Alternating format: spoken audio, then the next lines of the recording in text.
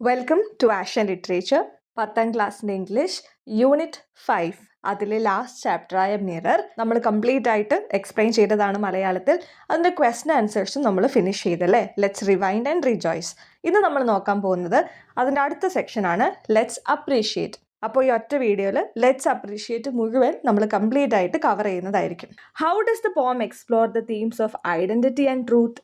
എങ്ങനെയാണ് ഈ ഒരു കവിത വ്യക്തിത്വത്തിൻ്റെയും സത്യത്തിൻ്റെയും ഒക്കെ തീമുകൾ കാണിച്ചു തരുന്നത്? Answer: the poem shows the woman struggling between who she wants to be and what the mirror shows. ഇതിലെ ആ ഒരു സ്ത്രീ സത്യം പറഞ്ഞാൽ ഇങ്ങനെ കഷ്ടപ്പെടുകയാണ്.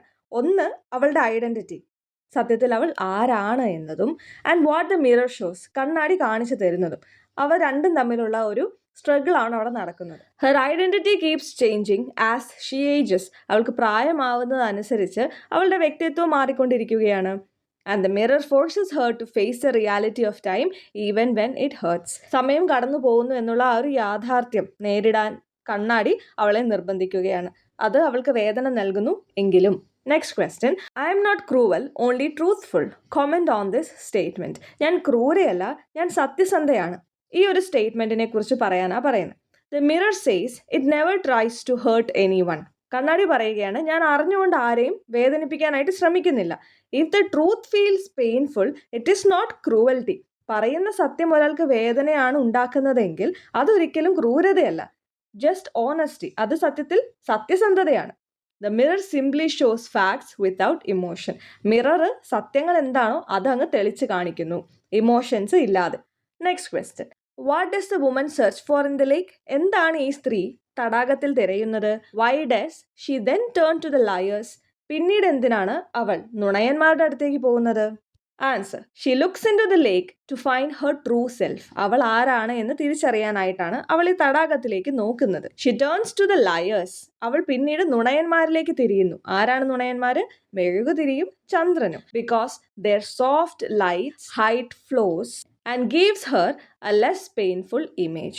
കാരണം ഇവർ, ചന്ദ്രനും മെഴുകുതിരിയും, അവരുടെ ആ സോഫ്റ്റായ വെളിച്ചത്തിൽ ഇവരുടെ കുറവുകളെല്ലാം മറയ്ക്കുന്നു. ഫ്ലോസ് എന്ന് പറഞ്ഞാൽ കുറവുകൾ. എന്നിട്ടോ അവൾക്ക് വലിയ വേദനയില്ലാത്ത ഒരു ഇമേജ് നൽകുന്നു.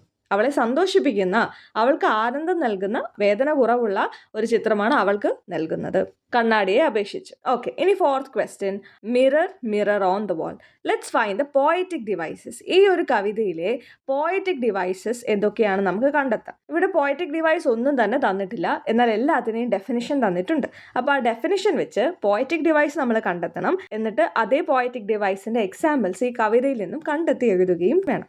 അപ്പോൾ ആദ്യത്തേതാണ് attributes, human characteristics to non human objects or creatures. മനുഷ്യനല്ലാത്ത ഒരു വസ്തുവിന് മനുഷ്യൻ്റെ സ്വഭാവ ഗുണങ്ങൾ കൊടുക്കുന്ന ഏത് പോയറ്റിക് ഡിവൈസ് ആണ്? പെർസണിഫിക്കേഷൻ ആണ്. അതിൻ്റെ example: I am silver and exact, I have no preconceptions. കണ്ണാടി ജീവനില്ലാത്ത, മനുഷ്യനല്ലാത്തൊരു വ്യക്തിയാണ്. എന്നാൽ മനുഷ്യൻ സംസാരിക്കുന്നത് പോലെയാണ് ഇവിടെ പറയുന്നത്. ഞാൻ സിൽവർ നിറത്തിലാണ് എന്നും എനിക്ക് മുൻവിധികളില്ല എന്നും. അടുത്തതാണ് repetition of the initial consonant sounds in words adjacent to each other. ആദ്യം തുടങ്ങുന്ന കോൺസണന്റ് സൗണ്ടുകൾ വീണ്ടും വീണ്ടും റിപ്പീറ്റ് ചെയ്ത് വരുന്നത് അലിട്രേഷൻ എക്സാമ്പിൾ ആണ്. ഇവിടുത്തെ ഒരു എക്സാമ്പിൾ ആണ് faces and darkness separate us over and over. അടുത്തത് compares two different objects using the words like or as. വ്യത്യസ്തമായ രണ്ട് വസ്തുക്കളെ താരതമ്യം ചെയ്യാനായിട്ട് ലൈക്കോ ആസോ ഉപയോഗിക്കുന്നുണ്ടെങ്കിൽ അത് സിമിലിയാണ്. ഇവിടെ example: like a terrible fish. A person, situation, word or object is shown to represent another thing. ഒരു വസ്തുവിനെ സൂചിപ്പിക്കാനായിട്ട് മറ്റൊന്ന് ചിഹ്നമായിട്ട് ഉപയോഗിക്കുക, ഒരു സിമ്പലായിട്ട്. അതിനെയാണ് നമ്മൾ സിംബോളിസം എന്ന് പറയുന്നത്. Those liars, the candles or the moon. ഇവിടെ മെഴുകുതിരിയും ചന്ദ്രനും ഒരു സിമ്പലാണ് അല്ലേ, ലയേഴ്സിൻ്റെ, നുണയന്മാരുടെ, സത്യം തുറന്ന് കാണിക്കാത്തവരുടെ. Compares two different objects to show one is same as the another. രണ്ട് വ്യത്യസ്തമായ വസ്തുക്കളെ താരതമ്യം ചെയ്യാനാണ് ഇതും ഉപയോഗിക്കുന്നത്. എന്നാൽ സിമിലി പോലെ ലൈക്കോ ആസോ ഇവിടെ ഉപയോഗിക്കില്ല. അപ്പോൾ അത് മെറ്റഫറാണ്. Now I am a lake. I am like a lake എന്ന് പറഞ്ഞാൽ അത് സിമിലി ആയനെ. എന്നാൽ ഞാൻ തടാകം പോലെയാണ് എന്നല്ല പറയുന്നത്, ഞാൻ തടാകമാണ് എന്നാണ് പറയുന്നത്. അപ്പോൾ അത് മെറ്റഫറാണ്. Figurative language that appeals to the senses. നമ്മൾ കണ്ടതുപോലെ അല്ലെങ്കിൽ നമ്മൾ തൊട്ടതുപോലെ തോന്നുന്ന വരികളെയും വാക്കുകളെയുമാണ് നമ്മൾ ഇമേജറി എന്ന് പറയുക. Example: it is pink with speckles. ഈ ഒരു ലൈൻ കേൾക്കുമ്പോൾ അത് കണ്ട ഒരു ഫീൽ നമുക്ക് കിട്ടുന്നു. അതിനെയാണ് നമ്മൾ ഇമേജറി എന്ന് പറയാം. ഓക്കെ, ഇനി നമുക്ക് 5th സെക്ഷൻ ക്രിട്ടിക്കൽ അപ്രിസിയേഷൻ ആണ്. അത് ഓൾറെഡി നമ്മളൊരു സെപ്പറേറ്റ് വീഡിയോ ചെയ്തിട്ടുണ്ട് കേട്ടോ. അതിൽ ഈ പോയറ്റിക് ഡിവൈസസിനെ കുറിച്ചും കൂടുതൽ എക്സ്പ്ലെയിൻ ചെയ്യുന്നുണ്ട്. ഇനി നമുക്ക് 6th സെക്ഷനിലേക്ക് പോകാം. Read the excerpt given below from the poem an introduction by Kamala Das. കമലാദാസിന്റെ വളരെ ഫേമസ് ആയ ഒരു കവിതയാണ് അല്ലെ ആൻ ഇൻട്രൊഡക്ഷൻ എന്ന് പറയുന്നത്. നമുക്കതൊന്ന് വായിച്ചു നോക്കാം. I am an Indian, very brown, born in Malabar. ഇത് കമലാദാസ് പറയുന്നതാണ്. കമലാദാസ് ഇന്ത്യൻ ആണ് എന്നും ബ്രൗൺ നിറത്തിലുള്ള ഒരു സ്ത്രീയാണ് എന്നും മലബാറിലാണ് ജനിച്ചതെന്നും പറയുന്നു. I speak 3 languages, write in 2, dream in 1. 3 languages പറയാനായിട്ട് സാധിക്കും, 2 എണ്ണമാണ് എഴുതാനായിട്ട് കഴിയുന്നത്. ഡ്രീം ഇൻ 1 എന്നതുകൊണ്ട് മാതൃഭാഷയിലായിരിക്കും അല്ലേ നമ്മൾ സ്വപ്നം കാണുക, അതിനെക്കുറിച്ചുള്ള സൂചനയാവാം. Don't write in English, they said. English is not your mother tongue. English എഴുതുന്ന സമയത്ത് മറ്റുള്ള ചുറ്റുമുള്ള ആളുകൾ കമലാദാസിനോട് ഇംഗ്ലീഷിൽ എഴുതരുതെന്നും ഇംഗ്ലീഷ് നിന്റെ മദർ ടങ് അഥവാ നിന്റെ മാതൃഭാഷയല്ല എന്നും കുറ്റപ്പെടുത്തിയിരുന്നു. Why not leave me alone, critics, friends, visiting cousins, every one of you. എന്നെ ഇടയ്ക്ക് വന്ന് കാണുന്ന കസിൻസും ഫ്രണ്ട്സും എന്നെ കുറ്റപ്പെടുത്തുന്ന ആളുകളും എല്ലാവരും എന്നെ ഒന്ന് വെറുതെ വിടാമോ എന്ന് ചോദിക്കുകയാണ്. Why not let me speak in any language I like. എനിക്ക് ഇഷ്ടമുള്ള ഏതെങ്കിലും ഭാഷ സംസാരിച്ചൂടെ ഞാൻ? അതിന് നിങ്ങൾ എന്തുകൊണ്ടാണ് എന്നെ അനുവദിക്കാത്തത്? The language I speak becomes mine. ഞാൻ ഏത് ഭാഷയാണോ സംസാരിക്കുന്നത് അത് എൻ്റേതായിട്ട് മാറുന്നു. It's distortions. അതിൽ ഞാൻ ചില വളച്ചൊടിക്കുന്ന ഭാഷകളൊക്കെ ഉപയോഗിച്ചെന്ന് വരാം. It's queerness. അതിൽ ചിലപ്പോൾ സ്ട്രേഞ്ച് ആയ കാര്യങ്ങളുണ്ടാവാം. All mine, mine alone. അതൊക്കെ എൻ്റേതാണ്, എൻ്റേത് മാത്രം. It's half English, half Indian. Funny perhaps, but it is honest.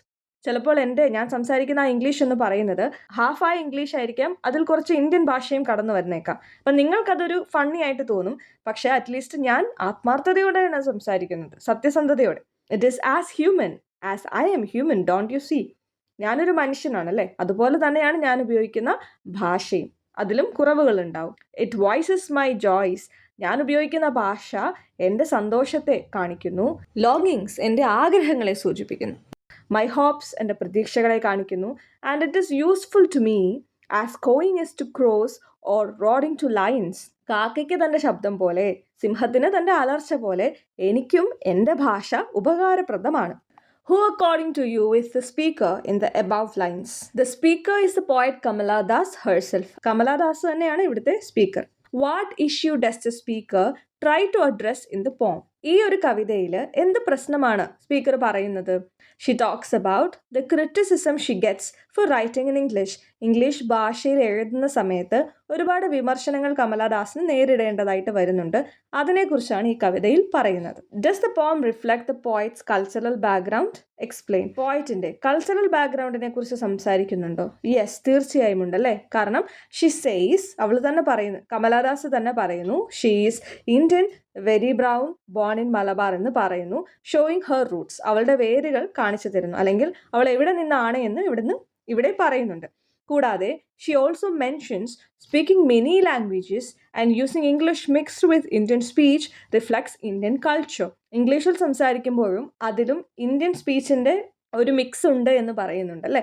അപ്പോൾ അതും ഇന്ത്യൻ കൾച്ചറിനെ തന്നെ കാണിച്ചു തരുന്നു. Last question from this part. Does the poem show the poet's inner thoughts and feelings? Support your answer. ഈ ഒരു കവിതയിൽ പോയറ്റിൻ്റെ ഉള്ളിൽ തോന്നുന്ന ഫീലിങ്സും ചിന്തകളും ഒക്കെ പങ്കുവയ്ക്കുന്നുണ്ടോ? അതിനെ സപ്പോർട്ട് ചെയ്യാൻ പറയുന്നു, അഥവാ നമ്മൾ തെളിവ് കൊടുക്കണം. യെസ്, തീർച്ചയായും ഉണ്ട്. She shows Har frustration when people judge Har. അവളെ മറ്റുള്ള ആളുകൾ വിധിക്കുമ്പോൾ അവൾ അവളുടെ ആ ഫ്രസ്ട്രേഷൻ കാണിച്ചു തരികയാണ്. Why not leave me alone? എന്തുകൊണ്ട് എന്നെ വെറുതെ വിട്ടൂടാ എന്ന് ചോദിക്കുന്നു. She also shows love for English, saying it is honest. അവളുടെ ഇംഗ്ലീഷിനോടുള്ള താല്പര്യം ഓണസ്റ്റ് എന്ന വാക്കുകൊണ്ട് തുറന്നു കാണിക്കുന്നു അല്ലേ. ഒന്നുമില്ലെങ്കിലും എൻ്റെ ഭാഷ സത്യസന്ധമാണ് എന്ന് പറയുന്നുണ്ട്. And expresses her joys, longings and hopes. കൂടാതെ അവളുടെ സന്തോഷവും അവളുടെ ആഗ്രഹങ്ങളും അവളുടെ പ്രതീക്ഷകളും ഒക്കെ ഈ കവിതയിൽ പങ്കുവെക്കുന്നുണ്ട്. Poems that reveal the poet's innermost emotions, personal experiences and emotional struggles are confessional poems. ഒരു കവിതയിൽ അത് എഴുതുന്ന പോയറ്റിൻ്റെ ഇമോഷൻസ് അല്ലെങ്കിൽ വ്യക്തിപരമായ അനുഭവങ്ങൾ, താൻ അനുഭവിക്കുന്ന മാനസികമായ വേദനകളൊക്കെ തുറന്നു കാണിക്കുന്നുണ്ടെങ്കിൽ അത്തരം കവിതകളെയാണ് നമ്മൾ കൺഫെഷണൽ പോയിംസ് എന്ന് പറയുന്നത്. They are almost always written in the first person. അത് പൊതുവെ ഒരു ഫസ്റ്റ് പേഴ്സൺ രീതിയിലായിരിക്കും, ഞാൻ എന്ന് പറഞ്ഞുകൊണ്ട്, ഐ എന്ന വാക്ക് ഉപയോഗിച്ചുകൊണ്ടായിരിക്കും എഴുതുന്നത്. The language of such poems is usually plain and direct and the emotions raw and open. അത്തരം കവിതകളിൽ അവരുപയോഗിക്കുന്ന ഭാഷ എന്ന് പറയുന്നത് വളരെ പ്ലെയിൻ ആയിരിക്കും, ഡയറക്റ്റ് ആയിരിക്കും. കൂടാതെയോ അവരുപയോഗിക്കുന്ന അവരുടെ ഇമോഷൻസ് നല്ല പച്ചയായി അവതരിപ്പിക്കും. റോ ആൻഡ് ഓപ്പൺ, നല്ല തുറന്നു കാട്ടിയായിരിക്കും എഴുതുക. Now, let's revisit the poem Mirror and reflect on the following questions. നമുക്കപ്പോൾ ഒന്നും കൂടി നമ്മുടെ മിറർ എന്ന് പറയുന്ന കവിത വായിക്കാം. അതിനുശേഷം ഈ ക്വസ്റ്റ്യൻസിന് ഉത്തരം കൊടുക്കാം. Is the poem in the first person? നമ്മുടെ മിറർ എന്ന് പറയുന്ന കവിത ഫസ്റ്റ് പേഴ്സണിലാണോ എഴുതിയിരിക്കുന്നത്? The speaker uses I throughout. ഉടനീളം ഐ എന്ന വാക്ക് ഉപയോഗിക്കുന്നതായിട്ട് കാണാം അല്ലേ? Are the speakers in an introduction and mirror open and honest about their feelings? Why? An introduction എന്ന് പറയുന്ന ഇപ്പം നമ്മൾ കമലദാസിൻ്റെ വായിച്ച കവിതയിലും സിൽവിയ പ്ലാത്തിൻ്റെ മിറർ എന്ന് പറയുന്ന കവിതയിലും അവിടുത്തെ സ്പീക്കേഴ്സ് തങ്ങളുടെ ഫീലിങ്സിനെ കുറിച്ച് സത്യസന്ധമായിട്ടും തുറന്നുമാണോ സംസാരിക്കുന്നത്? എന്തുകൊണ്ട്? Yes, both are open in different ways. രണ്ടാളുകളും തുറന്നു തന്നെയാണ് സംസാരിക്കുന്നത്, എന്നാൽ വ്യത്യസ്തമായ രീതിയിലെന്ന് മാത്രം. മിററിലാണെങ്കിൽ it is truthful and direct. കമലദാസിൻ്റെ ആൻ ഇൻട്രൊഡക്ഷനിൽ she is very emotional and honest. വളരെ ഇമോഷണൽ ആയിട്ടാണ് ആ കവിത എഴുതിയിരിക്കുന്നത്, കൂടാതെ സത്യസന്ധമായിട്ടും ഓണസ്റ്റ് ആയിട്ടും. Do you notice any similarities in the tone of both poems? ഈ രണ്ട് കവിതയുടെ ടോണും ഒരുപോലെയാണെന്ന് നിങ്ങൾക്ക് തോന്നുന്നുണ്ടോ? അല്ലെങ്കിൽ എന്തെങ്കിലും സാമ്യമുള്ളതായി തോന്നുന്നുണ്ടോ? Yes, both poems have a strong confident tone. രണ്ടു കവിതകളും വളരെ സ്ട്രോങ് ആണ്, കോൺഫിഡൻ്റ് ആണ് അല്ലേ? Next, is the poem mirror confessional? Support your answer. ഈ മിറർ എന്ന് പറയുന്ന കവിത കൺഫെഷണൽ ആണോ? Yes, mirror is a confessional poem. മിററും ഒരു കൺഫെഷണൽ പോയം തന്നെയാണ്, because it indirectly reveals the poet's personal anxieties and emotional struggles through the mirror's voice. Confessional poem എന്ന് പറഞ്ഞിട്ടുണ്ടെങ്കിൽ സ്പീക്കർ അവരുടെ വിഷമങ്ങൾ അല്ലെങ്കിൽ അവരുടെ ഇമോഷൻസ്, അവരുടെ തോട്ട്സ് ഒക്കെ ഷെയർ ചെയ്യുന്നതാണ്, കമലദാസ് ആൻഡ് ഇൻട്രൊഡക്ഷനിൽ പറയുന്നത് പോലെ. എന്നാൽ മിററിലെ സ്പീക്കർ കണ്ണാടിയാണ് അല്ലേ? കണ്ണാടിയുടെ ഇമോഷൻസ് ഇവിടെ പങ്കുവെക്കുന്നില്ല. എന്നാൽ ഇൻഡയറക്ട്ലി നമുക്കിതൊരു കൺഫെഷണൽ പോയമാണെന്ന് പറയാം, കാരണം സ്പീക്കർ അഥവാ സിൽവിയ പ്ലാത്ത് തൻ്റെ പേഴ്സണൽ ആൻസൈറ്റിയും ഇമോഷണലായി ഉണ്ടാവുന്ന വിഷമങ്ങളൊക്കെ ഷെയർ ചെയ്യുകയാണ് ഒരു കണ്ണാടിയുടെ ശബ്ദം ഉപയോഗിച്ചുകൊണ്ട് മാത്രം. Write a paragraph comparing the themes of an introduction and mirror. ഒരു ചെറിയ പാരഗ്രാഫ് എഴുതാൻ പറയുന്നു, ആൻ ഇൻട്രൊഡക്ഷൻ്റെയും മിററിൻ്റെയും തീംസ് കമ്പയർ ചെയ്തുകൊണ്ട്. How do the poems explore the notions of identity, self awareness and personal struggle? എങ്ങനെയാണ് വ്യക്തിത്വം, സ്വയം തിരിച്ചറിയൽ, പേഴ്സണലായി ഉണ്ടാവുന്ന ദുരിതങ്ങൾ, സ്ട്രഗിൾസ് ഒക്കെ ഈ ഒരു കവിതയിൽ ഡിസ്കസ് ചെയ്യുന്നത് എന്നും പറയണം. ഓക്കെ, അപ്പോൾ നമുക്ക് ചെറിയ പാരഗ്രാഫ് എഴുതാം. Both poems deal with identity but in different ways. രണ്ട് കവിതകളും ഐഡൻറ്റിറ്റിയെക്കുറിച്ച് തന്നെയാണ് സംസാരിക്കുന്നത്, എന്നാൽ വ്യത്യസ്തമായ രീതിയിലെന്ന് മാത്രം. In an introduction, Kamala Das fights for her right to express herself and choose her language. Kamala Das an ഇൻട്രൊഡക്ഷനിൽ തനിക്ക് തന്നെ എക്സ്പ്രസ് ചെയ്യാനുള്ള അവകാശത്തെക്കുറിച്ചും അവൾക്ക് ഇഷ്ടമുള്ള ഭാഷ തിരഞ്ഞെടുക്കാനുള്ള അവകാശത്തെക്കുറിച്ചും അവൾ യുദ്ധം ചെയ്യുന്നു. ഇൻ മിറർ എന്ന് പറയുന്ന കവിതയിലോ the woman struggles with her changing identity as she ages. പ്രായമാവുന്നതിനനുസരിച്ച് മാറിക്കൊണ്ടിരിക്കുന്ന അവളുടെ വ്യക്തിത്വത്തെ കുറിച്ചുള്ള സ്ട്രഗിൾസ് ആണ് അവൾക്കുള്ളത്. One faces society's judgment while the other faces the harsh truth of the mirror. ഒന്ന് സമൂഹത്തിൻ്റെ ജഡ്ജ്മെൻറ്റ് നേരിടുന്നു, മറ്റൊരാളോ മിററിൻ്റെ കണ്ണാടിയുടെ തുറന്നു കാണിക്കുന്ന സത്യങ്ങളെ നേരിടുന്നു. Both show that finding one's identity is difficult and emotional. രണ്ടും കാണിച്ചു തരുന്നത് ഒരാളുടെ ഐഡൻറ്റിറ്റി കണ്ടെത്തുക എന്നത് ഡിഫിക്കൽട്ടാണ്, കൂടാതെ ഇമോഷണലുമാണ് എന്നാണ്.